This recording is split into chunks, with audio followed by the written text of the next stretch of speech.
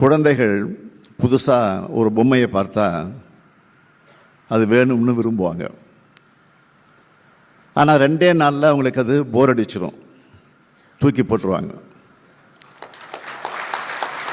அப்படித்தான் தங்களுக்கு பிடிச்ச நடிகர் ஒருத்தர் கட்சி ஆரம்பித்ததுனால ஒரு ஆர்வத்தில் வாக்களிச்சிருக்கிறாங்க. கொஞ்ச நாள்லயே இந்த பொம்மை மேலே அவங்களுக்கு இன்ட்ரெஸ்ட் போயிடும். குழந்தை அம்மாவை தேடுற மாதிரி நம்மளைத்தான் நம்ம மக்கள் ஏக்கத்தோடு தேடுவாங்க. நான் ரொம்ப பணிவோடு சொல்கிறேன், கடந்த 50 ஆண்டுகளில் தமிழ்நாடு பார்த்திருக்கக்கூடிய கடந்த 5 வருஷம் ஆட்சி தான் மிக சிறப்பான ஆட்சி. இதை சொல்றதுல எனக்கு எந்த தயக்கமும் இல்லை. இப்படி சொல்றதுனால நம்முடைய முன்னோர்களை விட நான் பெரியவன்னு சொல்ல வரல.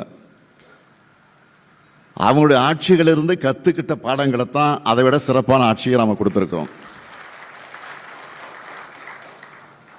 நாம் முடிச்சு வச்சிருக்கக்கூடிய பணிகள், பாதியிலே நிற்கக்கூடிய பணிகள்லாம் திறந்து வச்சுட்டு இருந்தால அடுத்த 5 வருஷத்துக்கு ஏதோ ஒரு திட்டப்பணியை புதிய ஆட்சியாக திறந்து வச்சுக்கிட்டே இருக்கலாம். அவ்வளோ பணிகள் மிச்சம் இருக்கு. அதனால் நீங்கள் யாரும் கில்ட்டியாக ஃபீல் பண்ணாதீங்க, கவலைப்படாதீங்க. தரப்பட்ட வேலையை நாம் சிறப்பாக செஞ்சுருக்கிறோம். போக போக மக்களும் அதை ரியலைஸ் பண்ணுவாங்க. இப்போ நடந்திருக்கக்கூடிய தேர்தல் சுனாமி அல்ல, அது சினிமா சுனாமி தான். சினிமா கவர்ச்சியை முதலீடாக்கி மக்களை மயக்கி வாக்குகளை வாங்கியிருக்கிறாங்க.